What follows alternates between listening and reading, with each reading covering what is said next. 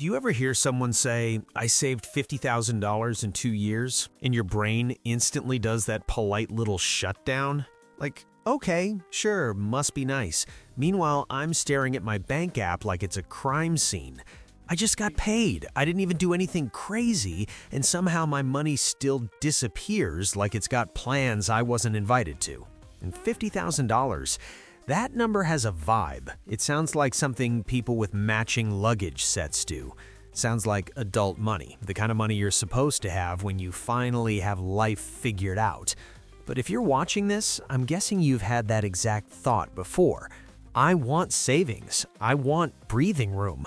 I want to stop feeling one surprise bill away from stress. And then the other voice shows up, the realistic one, the one that's like, yeah, but look around. Rent is expensive. Groceries are expensive. Everything is expensive. Be serious. And honestly, that voice isn't wrong. But here's what's interesting. Most people who hit big savings goals aren't doing something magical. They're not all secretly crypto geniuses or stock market wizards. Most of the time, they're doing something way less exciting. They built a system that makes saving boring. And boring is good. Boring is repeatable. I'm Arthur, and I spend way too much time thinking about money and the psychology behind it, why we make decisions that feel harmless in the moment but expensive over time, and why some people feel broke even with a decent income, while others quietly build wealth without looking like they're trying. Because the truth is, saving isn't usually a math problem. It's an order of operations problem. It's what happens first and what happens by default. So in this video, I'm going to give you a simple blueprint to save $50,000 in 2 years. Not a motivational speech, not a wake up at 5 a.m. and drink lemon water situation. A blueprint you can actually run in real life. And yeah, before you say it, I know 2 years sounds long, but it's also not that long. It's 24 months, that's it. 24 paychecks, where we decide whether your future gets paid first, or whether your expenses always get there before you do. And here's the promise. By the end of this video, you'll know the exact monthly number you're aiming for. You'll know where that number actually comes from, because it's not cancel every subscription and cry. And you'll have a starting plan you can execute in the next 30 days without overthinking. Because most people don't fail at saving. They fail at starting. They keep waiting for the month where everything is calm and nothing breaks, and they're suddenly disciplined. That month doesn't exist. So let me ask you something just to set the tone. If I could show you a way to make saving automatic, like it happens before you even have a chance to spend it, and you didn't have to feel deprived every day, would you commit to it for 24 months? Because if the answer is even maybe, you're not far. You're just missing the system. All right, let's put the dream on a calculator for a second, because this is where everything stops being inspiring and starts being doable. $50,000 in 2 years is $50,000 divided by 24 months. That's about $2,083 a month, and I'm going to round it to a cleaner number because your brain deserves mercy. Call it $2,100 per month. Now, before you slam the laptop shut, just notice what your brain did. It probably went, $2,000 a month? Yeah, no, impossible. That reaction is normal because $2,100 sounds like a giant boulder you're supposed to carry uphill, while life is also throwing groceries, rent, and random car repairs at your head. But here's the shift. This is not a save $2,100 through pure discipline challenge. That's like trying to hold your breath for 2 years. This is a system challenge. And a system starts with one simple question. What's the gap? Meaning, what's the difference between where you are right now and that $2,100 target? Because most people don't need a lecture, they need clarity. So imagine your money is a bathtub. Income is the water coming in, expenses are the drain. Your job is not to magically create $2,100 out of thin air. Your job is to adjust the flow so $2,100 stays in the tub every month. And I'll be honest, for a lot of people, $2,100 is not going to come from cutting little stuff. If you try to do this by canceling a couple subscriptions and skipping coffee, you'll feel like you're trying to fill a swimming pool with a teaspoon. So we use 2 lanes. Lane 1, reduce the right costs, the big ones that actually move the needle. Lane 2, increase income a little, not become a different person, just enough to close the gap without suffering. Here's what I mean. If you can only free up, say, $700 a month right now, cool, that's your starting point. Your gap is $1,400. Now, you don't panic. You build a plan to close $1,400 over time using the 2 lanes. Maybe you cut $800 by changing one big spending area, and you earn $600 by adding one income lever. Now you're at $2,100. That's the blueprint. It's not glamorous, but it's realistic. And quick side note, because people always ask, should I invest it? Yes, eventually, but don't rely on investment returns as the plan. Returns are a tailwind, not the engine. The engine is consistency. The engine is automation. The engine is a number that happens whether you're motivated or not. One more thing that helps this feel real. If you get paid bi-weekly, $2,100 a month is roughly about $1,000 per paycheck. If you get paid twice a month, it's basically $10-$50 per paycheck. Same goal, just a different way to visualize it. So right now, your only job is to accept the scoreboard, $2,100. And in the next part, I'm going to show you where that number actually comes from for most people, because it's usually not try harder. It's 1 or 2 big rocks and a system that makes saving automatic. Cool. So where does $2,100 a month actually come from in real life? This is where most people mess up because they hear a big number and immediately go into micro-cut mode. They start hunting tiny expenses like it's a sport.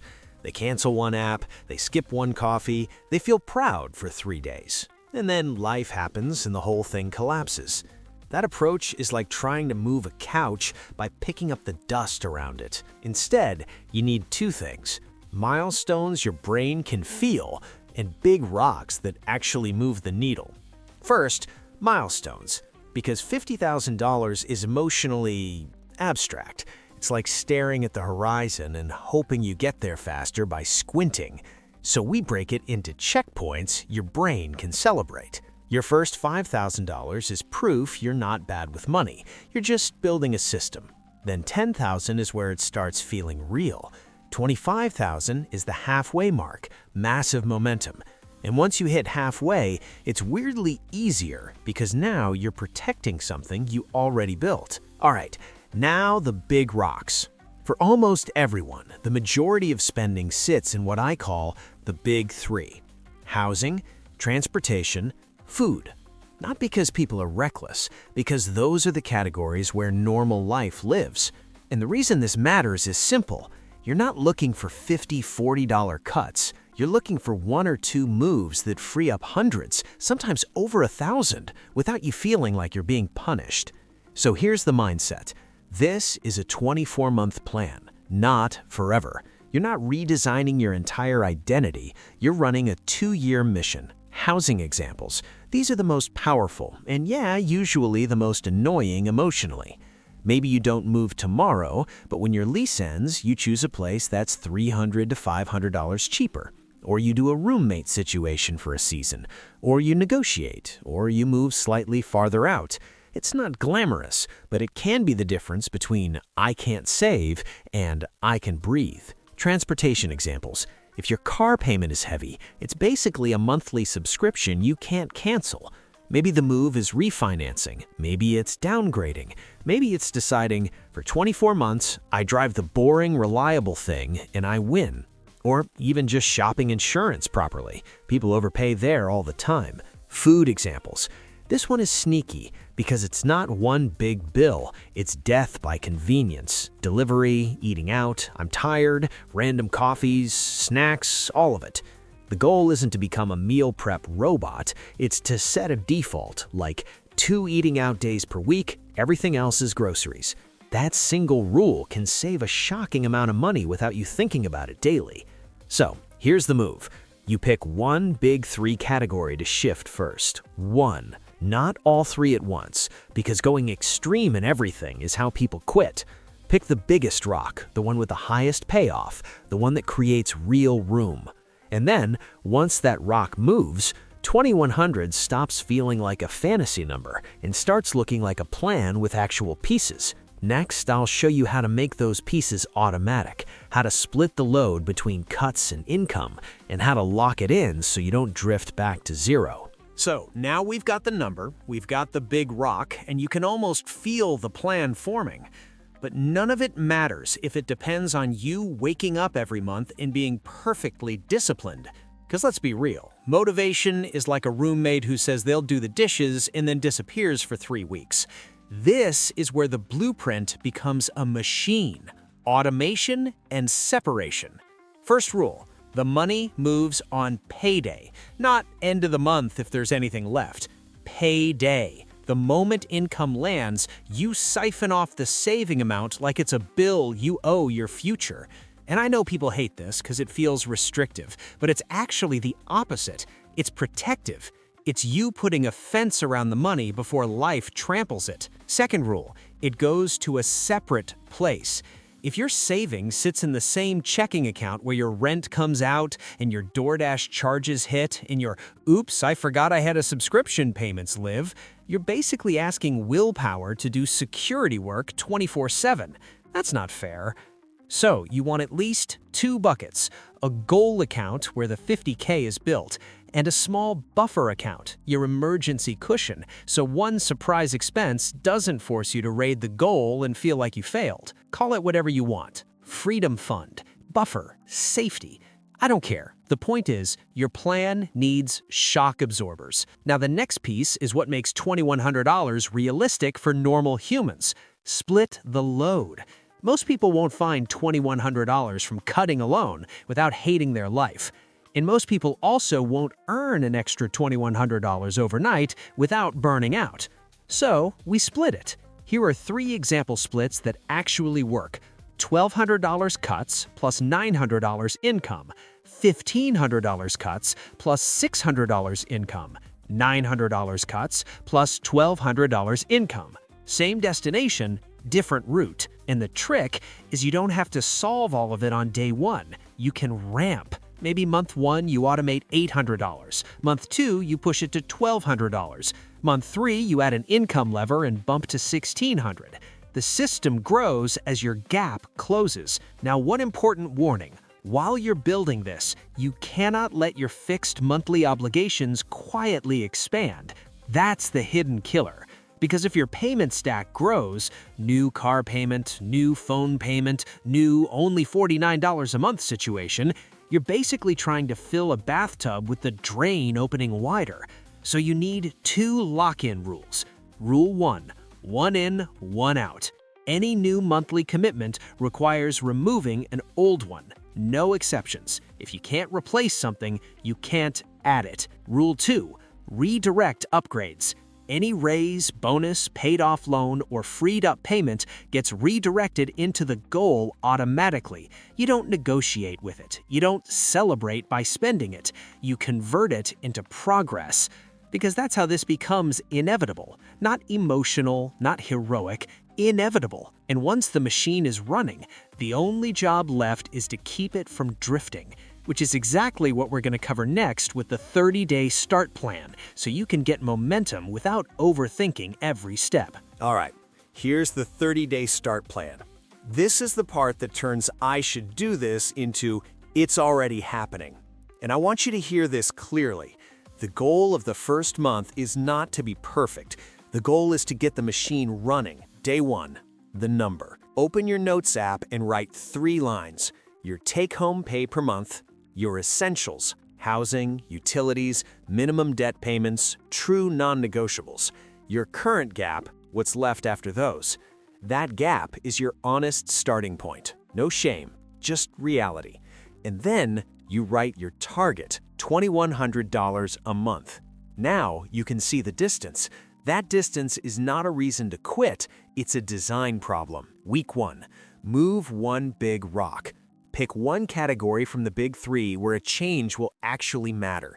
If it's food, you set a default, something like 2 eat-out days a week, no delivery on weekdays. Simple, clear, not emotional.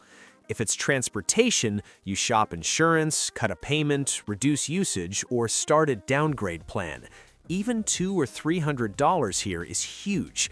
If it's housing, you might not change it instantly, but you can set a date and a plan. Negotiate, find alternatives, prep the move. Housing changes are slow, but they're powerful. One big rock, one decision, that's it. Week 2, automate the transfer. Set the first automatic transfer on payday into a separate account.